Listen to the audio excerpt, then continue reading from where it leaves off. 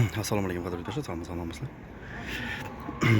4 kunda 25 aprel. Ya'ni razvod bo'lib turibdi.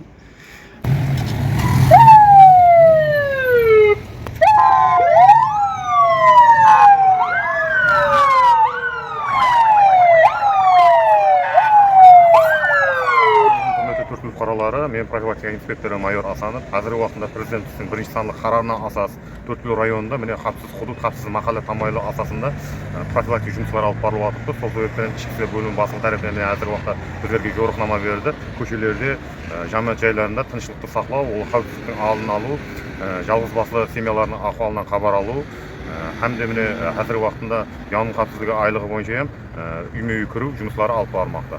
Son жұмыстарда çölkünmektir boyunca grup bölünüp жұмыстарды çölkünmektir.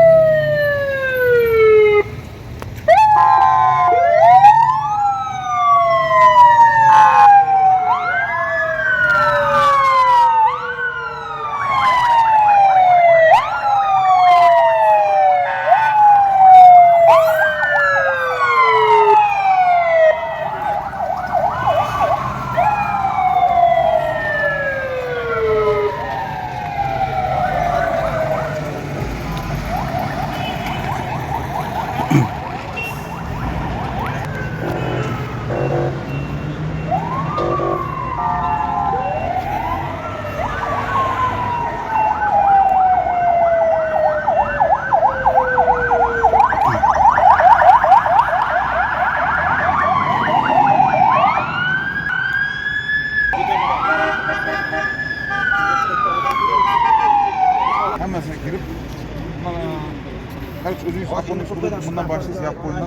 Har bir kadr rasm, bitta odam olib qolsam ham dastavlanadi, bir rasm ko'rasiz. To'ppa. Yozib ertaga kerak bo'lmaydi. Hammasi yapib 11:00 da отчет bilan materiallarni olib borasiz.